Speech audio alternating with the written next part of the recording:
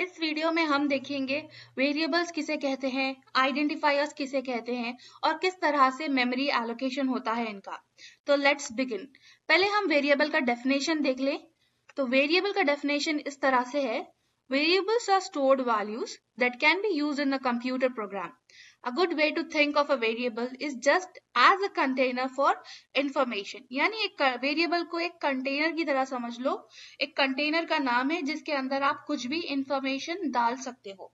एक और डेफिनेशन दे दूं तो variable is a named storage location in memory that holds a value. तो when you create a variable, the system allocates a specific amount of memory to store the value associated with that variable. तो अब यहाँ पे हो क्या रहा है variable में, वेरिएबल एक नेम्ड स्टोरेज लोकेशन है। तो स्टोरेज लोकेशन ही समझ लो जो मेमोरी के किसी एड्रेस पर एक वैल्यू को स्टोर करता है। तो वेरिएबल का काम क्या है, वैल्यू को ले जाकर स्टोर कर दो किसी मेमोरी एड्रेस पे। तो मेमोरी एड्रेस क्या है मैं और क्लियर कर दूंगी इसी वीडियो में। तो जब हम किसी वैल्यू को स्टोर करते हैं तो सिस्टम उसके लिए मेमोरी एलोकेट करता है और एक यूनिक एड्रेस असाइन करता है।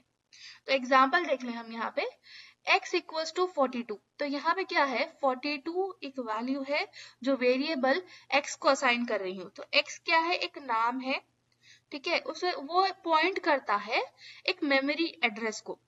तो बेसिकली वैल्यू कहीं ना कहीं स्टोर होती है जो कि एक मेमोरी है कंप्यूटर के अंदर। तो उस मेमोरी को हम एक नाम दे रहे हैं जिसे कहते हैं हम एक्स। तो मेमोरी को तो हम बेसिकली याद नहीं कर सकते ना, क्योंकि एक मेमोरी का एड्रेस एक कुछ भी रैंडम से नंबर्स हो सकते हैं। तो रैंडम नंबर हम याद नहीं रख सकते, इसलिए हम अल्फाबेटिकल जो हम ह्यूमन रीडेबल लैंग्वेज होती है इसलिए हम उसे उस तरह से असाइन करते हैं। तो यहाँ पे क्या है, एक्स क्या करता है, एक मेमोरी एड्रेस को पॉइंट आउट करता है। जब वो पॉइंट आउट करेगा तो उसके अंदर क्या रहेगी, एक्चुअल वैल्यू। तो वेरिएबल हम एक्चुअली वैल्यू को स्टोर करने के लिए इस्तेमाल करते हैं। तो उसी तरह से यहाँ पे आइडेंटिफायर्स क्या है, identifiers are also name that given to various program elements such as variables, symbols, constants and functions. एक और डेफिनेशन देख ले आइडेंटिफायर का। तो identifier is simply the name used to refer a variable, function और any entity in a program। तो यहाँ पे देख ले आइडेंटिफायर हम किसी भी एंटिटी को रेफर करने के लिए कहते हैं। तो it helps in accessing the stored data. Example देख लो यहाँ पे, अगर आपने एक वैल्यू असाइन कर दी x equals to 42, x identifier है और 42 क्या है, वैल्यू है जो स्टोर की हुई है कहीं भी मेमोरी में।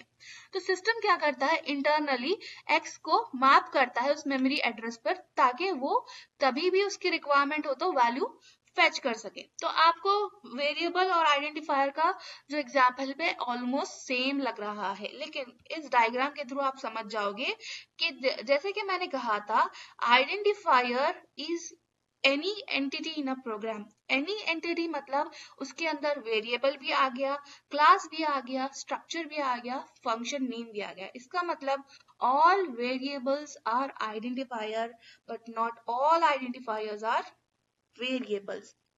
तो यहाँ पे इस तरह से वेरिएबल और आइडेंटिफायर्स एक किसी भी चीज को स्टोर करने के लिए इस्तेमाल होते हैं। तो नेक्स्ट कॉन्सेप्ट है मेमोरी एड्रेस स्टोरेज। अब ये मेमोरी क्या है और एड्रेसेस क्या है, तो यहाँ पे every variable is stored at a unique memory address. Yes, memory is like a grid of cells. अब मेमोरी को हम किस तरह से इमेजिन करें, मेमोरी को इमेजिन करें grid of cells where each cell has an address and each address stores a value. अब ये आप एक मेमोरी का कॉन्सेप्ट है जहाँ पे एक एक सेल है इंडिविजुअल, हर सेल के अंदर उसका एक एड्रेस होता है और वैल्यू होती है। अब वैल्यू तो मैं यहाँ पे डेसिमल वैल्यू तो नहीं दे सकती क्योंकि बेसिकली कंप्यूटर बाइनरीज के साथ डील करता है, इसलिए मैंने वैल्यूज को यहाँ पे बाइनरी में रखा हुआ है। तो वैल्यू क्या है, एक पर्टिकुलर एड्रेस में स्टोर हुई हुई रहती, तो वो एड्रेस को कॉल करने के लिए हम वेरिएबल या आइडेंटिफायर का इस्तेमाल करते हैं जिसकी हेल्प से हम वैल्यू को फेच करते हैं। तो बेसिकली मेमोरी एलोकेशन किस तरह से होता है, तो मेमोरी एलोकेशन बेसिकली दो तरह के होते हैं, एक स्टैटिक मेमोरी एलोकेशन और एक डायनेमिक मेमोरी एलोकेशन। तो यहाँ पे स्टैटिक तो बेसिकली ये डेटा टाइप के ऊपर डिवाइड हुआ रहता है। तो यहाँ पे स्टैटिक किसे कहते हैं और डायनेमिक किसे कहते हैं बस आप जान ले। स्टैटिक यानी फिक्स्ड साइज का जो भी मेमोरी एलोकेट करते हैं हम, जो कंपाइल टाइम या एग्जीक्यूशन से पहले एलोकेट हुई हुई रहती है, उसे हम स्टैटिक मेमोरी कहते हैं।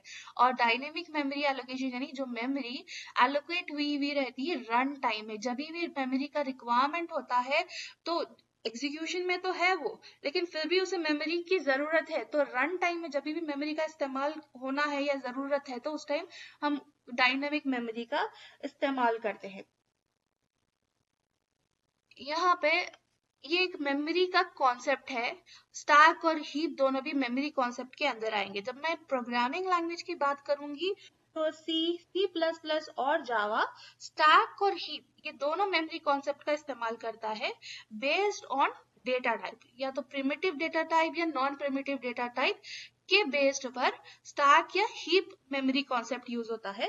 उसी तरह पाइथन क्या है, सिर्फ हीप मेमोरी कॉन्सेप्ट को इस्तेमाल करता है, जो डायनेमिकली एलोकेटेड मेमोरी है, जो गार्बेज कलेक्शन का इस्तेमाल करता है उस कॉन्सेप्ट को।